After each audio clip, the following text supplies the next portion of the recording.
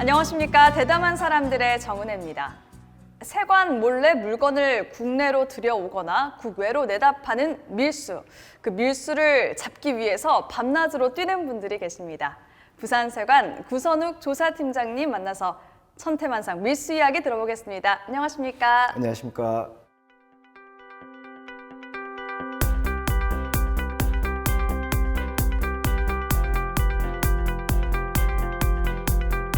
지금 이 일을 하신 지가 어느 정도 되셨죠? 세관 경력은 총 24년이고요. 조사 업무는 13년째 하고 있습니다. 어떤 물건이 요즘 가장 많이 밀수가 되고 있습니까? 최근에 가장 많이 적발되는 물품은 담배고요. 시세 차익이 아무래도 있다 보니까 담배를 가장 많이 밀수입하고, 최근에 또 호주가 세계에서 담배 가격이 가장 비싸거든요. 호주로 밀수출하려다 적발된 조직도 있었습니다. 그러면 또 계절별로 아니면 시기별로 밀수가 되는 품목이 달라지나요? 5월 같은 경우는 가정의 달이다 보니까 효도 상품이라든가 선물용품이 주로 많이 들어오고 있고, 그때에 맞춰서 저희가 집중 단속을 또 하고 있습니다. 그리고 김장철쯤에는 고춧가루 밀수입이 조금 늘어난 추세이고요. 그리고 최근에는 해외 직구를 많이 하다 보니까 그런 부분에 대해서 현재 특별 단속이 진행 중에 있습니다. 고춧가루를 밀수하는 게 너무 신기한데요. 얼마만큼의 양을 어떻게 밀수를 하는 거예요? 건고추나 고춧가루의 세금이 630%. 630%예요? 그렇게 처음 알았습니다. 엄청 고세율이다 보니까 그래서 밀수입을 하는데, 그 수법을 설명드리면은 중국에서 부산항을 거쳐서 동남아로 가는 환저과물이라는 형태로 해서 신고를 합니다. 그래가지고 부산항에 반입을 한 다음에 보세운송이라는 그 절차가 있는데, 보세운송 과정에서 납품을 바꿔치기 하는. 어떤 걸로 어떻게 바꿔치기 하는 거죠? 고춧가루는 빼내고 부직포라든가 좀 값어치가 별로 없는 물품으로 교체를 해서 보내는 것을 추적을 해서 적발한 적이 있고요. 그리고 커튼치기라고 해서 안쪽에는 고춧가루를 넣고 입구에는 정상 신고 물품인 예를 들어 가방이라든가 좀 값어치가 별로 없는 물품을 커튼치기. 그 커튼치기라고 하는 거예요? 되게 특이하네요. 뭐 때문에 커튼을 커튼치기죠? 열면은 밀수품이 있기 때문에 저희 쪽에서는 커튼치기 수법이라고 얘기를 합니다. 요즘에 그러면은 가장 많이 쓰이는 수법은 아까 둘 중에 어떤 건가요? 이제 총 하나를 더 설명을 드리면은 심지박기라고 해가지고 그렇게 세 가지 방식이 있는데요. 이게 계속 로테이션이 됩니다. 그 심지박기는 어떤 건지 설명 좀 해주세요. 올해 초에 저희가 적발했던 건인데요. 베트남에서 합판을 수입하면서 공간을 만드는 거예요. 그래가지고 딱 담배를 차곡차곡 넣어가지고 다시 합판을 위에 얹어가지고 정상적인 합판으로 신고를 하는 거죠. 그래서 심지박기라는 수법을 또 최근에 다시 사용하고 있습니다.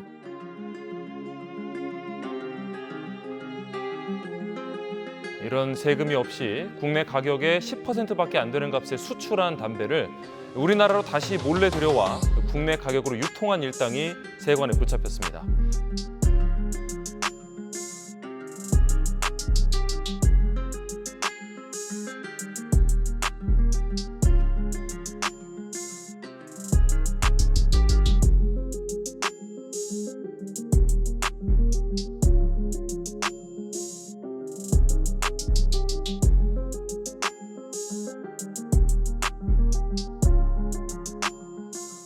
굉장히 생소한 수법들이 많은데 또 다른 수법이 있을까요? 금괴 같은 경우는 특수 제작 조끼가 있거든요. 조끼에다가 금괴를 넣어서 외투를 입고 밀수입하려다 적발된 적도 많습니다. 그럼 내 몸에 지니고 그냥 들어오는 그런 수법인 거예요? 그건 이름이 뭐라고요? 특공대 밀수입니다. 특공대 밀수. 와, 이러면 이거 누가 짓는지도 궁금하네요. 이게 7, 80년대 유행했던 수법인데 한 번씩 아직도 사용하고 있는 수법입니다.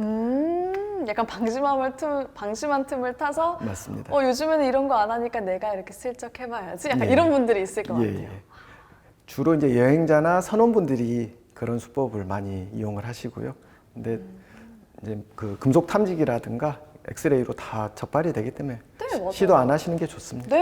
여행자들은 더 어려울 것 같은 게 정말 검사 철저히 하시잖아요. 맞습니다.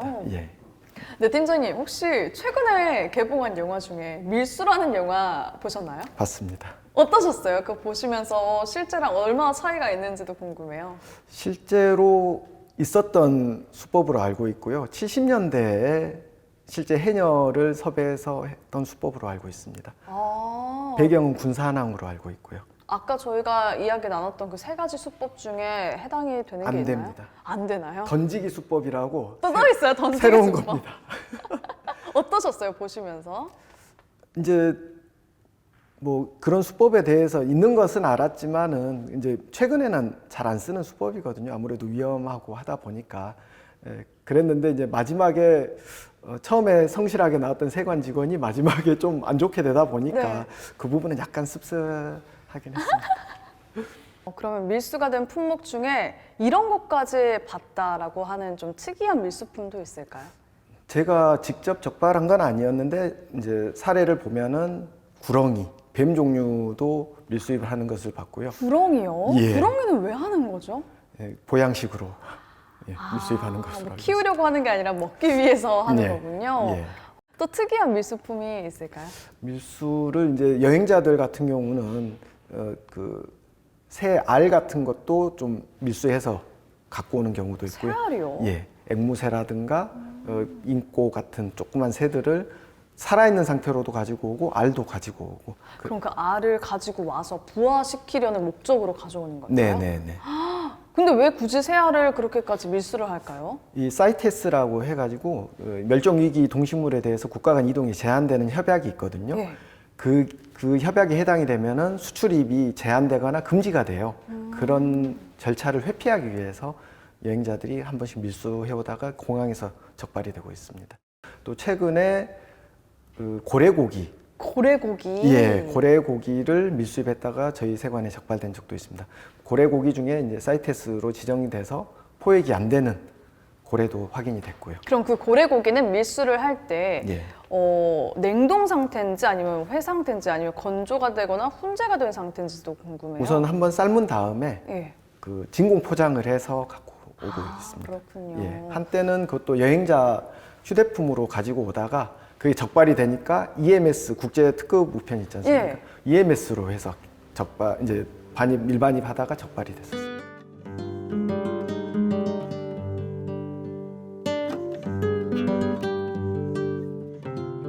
사슴 태반 줄기 세포를 원료로 만든 캡슐을 밀수입한 업자들이 관세청의 무더기로 적발됐습니다. 암이나 당뇨에 효능이 있다고 광고하고 있지만 안전성이 입증되지 않아 구매도 섭취도 해서는 안 되는 제품들입니다.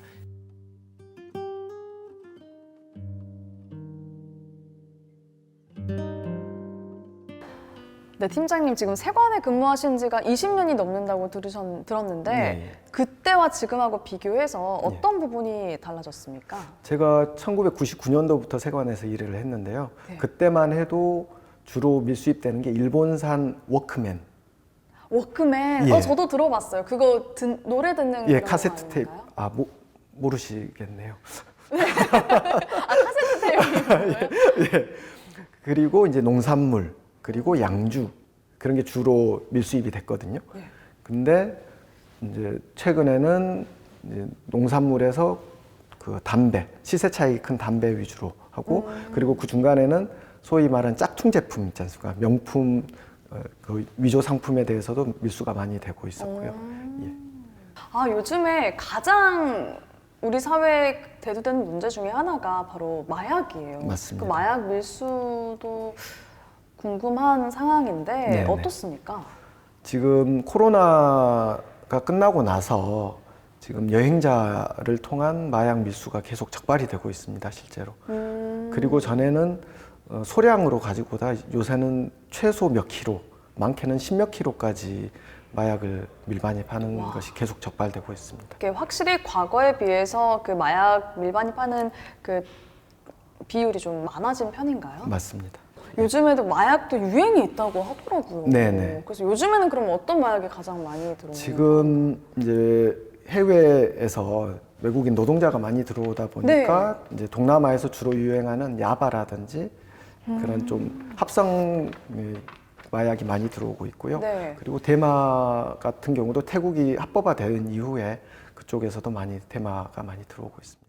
아, 그렇군요. 또 마약과 관련해서 또 새로운 에피소드가 있으시면은 말씀 부탁드려요.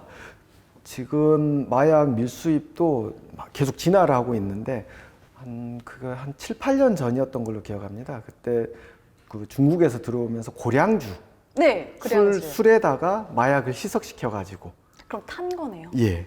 그렇게 왔다가 광주세관에선가 적발이 됐던 적이 있고요. 근데 그런 건 어떻게 적발하죠? 물에 타서 어떻게 눈에 보이지도 않는데. 눈에 보이지도 않습니다. 그 맛을 볼 수도 없고 어떻게 하는 거예요? 무색 미치기 때문에 저희가 알 수는 없고 저희가 이제 마약 그 진단 키트가 있어요. 마약 키트에 그 테스트를 해보면 이게 메스암페타민인지 데마초인지 헤로인인지 그렇게 구분이 되고 있습니다. 와, 정말 교묘한 방법으로 정말 여러 가지 방법으로 마약을 들여오네요. 예, 최근에 외국에서 적발된 사례인데요. 의류에 침착을 시켜가지고 그거는 또 어떻게 하는 거죠? 우리 어떻게 침착을 하는 거죠? 그게 그래서 기술자가 따로 있다고 하더라고요. 그 기술을 배우려고 여러 사람들이 시도를 하고 있다는 웃지 못할 얘기도 있고, 그러네요. 예, 액체 상태의 마약을 옷에 흡수시켜서 잘 건조를 시킨 다음에 네. 나중에 다시 밀반입된 다음에 다시 액체로 해서 건조시키는 그런 방법으로.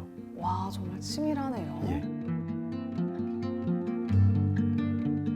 미국에서 필로폰을 밀수한 일당이 검거됐습니다. 이들이 약 1년 동안 국내로 들여온 필로폰 양만 90만 명분에 달했는데 각설탕, 시리얼 등의 마약을 섞어 감시망을 피해왔습니다.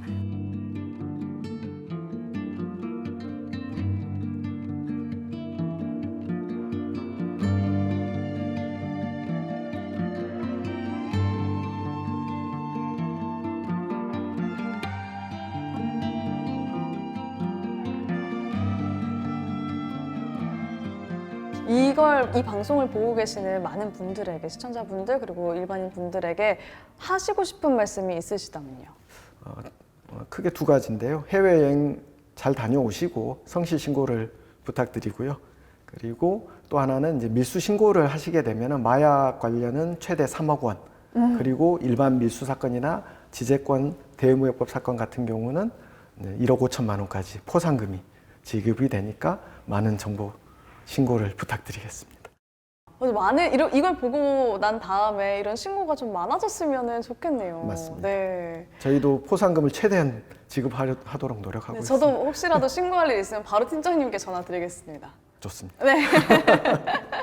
오늘 이렇게 이야기 나눠보다 보니까 밀수 방법이 이렇게 많은지도 몰랐고요. 이런 품목까지 밀수를 하는지도 오늘 처음 알았어요.